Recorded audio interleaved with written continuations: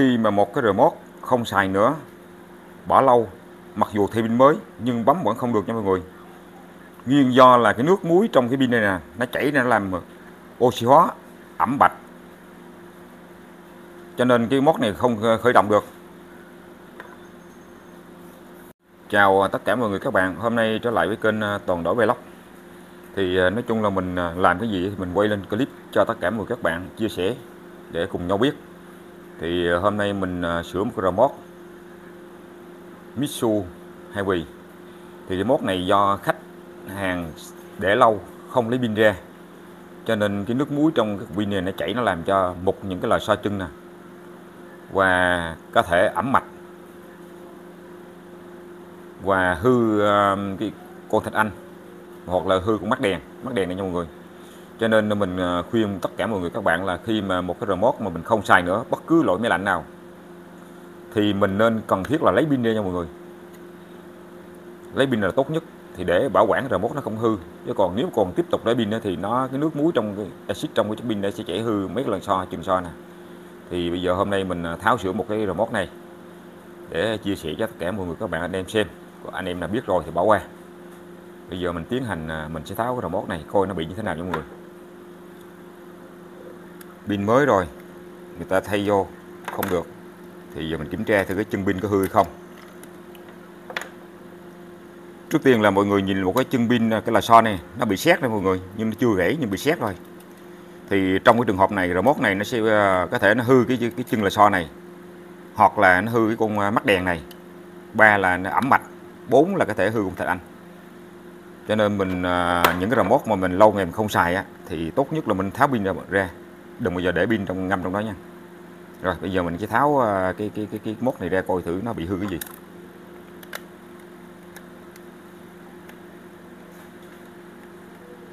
Những cái remote mà là bất cứ loại máy lạnh nào để qua mùa là lạnh thì người ta không xài,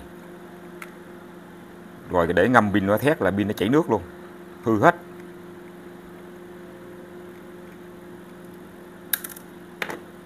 Mốt này thì nó có mấy con vít mở nó cũng đỡ nha.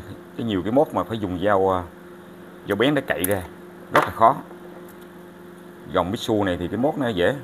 Đây thì mọi người nhìn nha, cái pin này nó hư này nha mọi người. Trước mắt là bị ten đó, rồi có thể nó hư cái con thạch anh này cũng có nè, hư con mắt đèn này cũng có nè, ẩm mạch cũng có. Bây giờ mình trước mắt mình tháo, mình thay cái lò xo cho khách xem sao. Mọi người nhìn thấy cái nước muối axit trong cục pin nó ra, nó làm một cái lò xo luôn thấy không? Một gãy lò xo luôn nè. Rồi mình cạo sạch sẽ cho mình bôi tí mỡ nha mọi người. Bôi tí mỡ xong rồi mình ráp lại, mình hàn lại nha. Rồi mình đổ lại xo lại nha mọi người. Này nó bị ngược chiều à, cái này nó bị ngược. Giờ mình quay độ lại. Mình tháo lấy một cái lò xo của cái remote hư á, nhưng nó ngược chiều. Giờ mình độ lại. Mình đã độ lò xo rồi nha mọi người, nhưng mà vẫn là lúc hiện lúc không nha. Thì mình tin chắc ra cái này bị ẩm mạch đó rồi. Mở ra mình phải làm vệ sinh cái thằng này lại.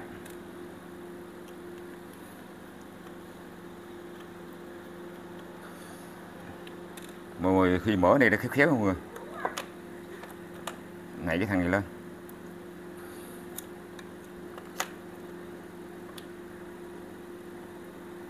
Khéo cái màn hình trong này nó bể trong hình nha mọi người. Độ so mà cũng chưa được. Cái này là do nó bị ẩm rồi. Thì bây giờ mình cũng khuyên mọi người mình chia sẻ mọi người anh em một cái kinh nghiệm nè. Khi mà một cái remote á, mà nó bị ten rồi mà mình người độ là so mà nó chưa lên á, thì sẽ ẩm cái bàn phím này nè. Lúc nhảy đồ ăn hiện á, thì bây giờ cách duy nhất của mình là mình sẽ dùng cái bóp đó mọi người. Mình nhúng cái xăng mình chà nha. Mình chà, mình đánh bóng cái này lại. Mình chà cho nó sạch cái ẩm này rồi. Coi nó hết hay không nha. Nếu nó chưa hết thì tiếp tục mình thay cái bóng mắt đèn này. Ở đây cũng có con thạch anh nữa nè, trong ẩm nè. Rồi bây giờ mình tiếp tục mình đánh bóng cái này nè. Ẩm quá, nó ten, nó sét trong này luôn nha mọi người. lấy cái này khéo ra luôn nè. Đó, sạch sẽ nha mọi người.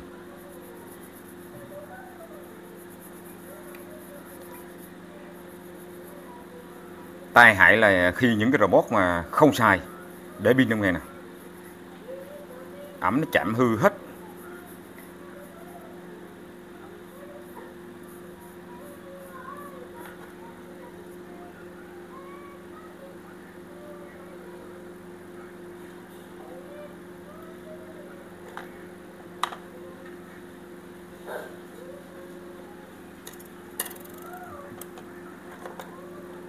Xếp này vô trước.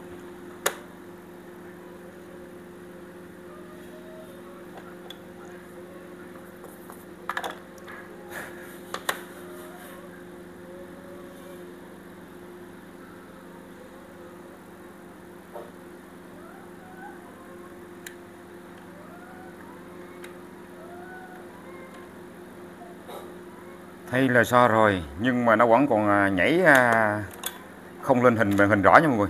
Thì mình sẽ làm vệ sinh cái thằng này luôn. Mọi người dùng xăng chà rửa sạch sẽ.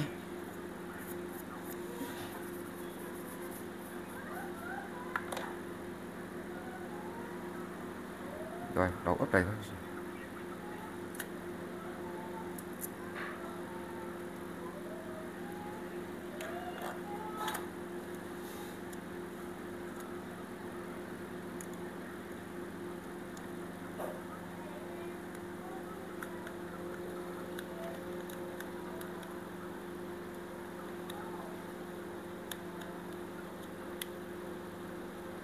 Thì rất tai hại.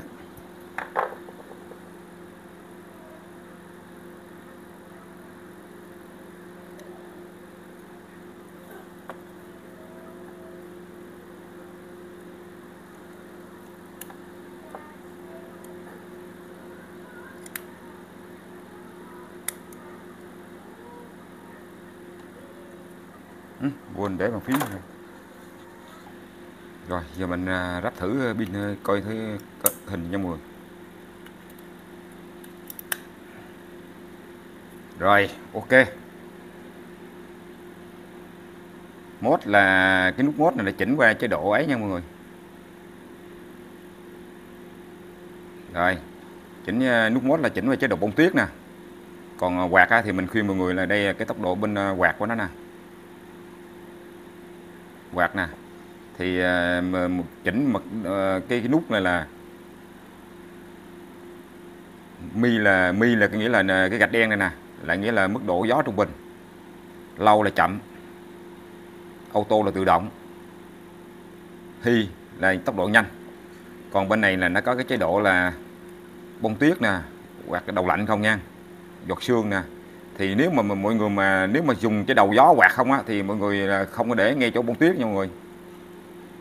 Thì mọi người để nút này hột này là nó chạy gió đầu lạnh thôi, còn nếu để này lóc nó mới chạy, đầu nóng nó mới chạy thì nó mới cấp lạnh được. Tốt. Thì cái đây là mình cũng khuyên mọi người là tốt nhất là khi mà một remote thì mọi người mà không xài nữa là nên rút pin ra, đừng bao giờ để pin. Thì mọi người thấy không, pin nó để là cái chất muối axit này ra, nó ăn gãy cái lò xo nè, là một. Thứ hai đó là nó làm cho ẩm cái bo mạch luôn. Đó, mình cũng tiễn ra đó, mình cũng cậy ra nè, mọi người nhìn mấy cái lò xo gãy nè. Giờ mình đổ cái lò xo khác vô cho người ta nhưng mà nó cũng không được, mà phải tháo ra lâu xăng. Tiếp clip sau thì mình sẽ chia sẻ cái kinh nghiệm mình cho tất cả anh em xem, mà những cái remote mà bị đen màn hình mình sẽ bày lại một cách là cái màn hình sẽ sáng lại bình thường nha mọi người. Thôi clip hôm nay đến đây kết thúc. Mọi người có thấy hay thì hãy bấm cho mình một đăng ký kênh, một like, chia sẻ để mình có động lực làm những clip mới. Xin chào tất cả mọi người các bạn.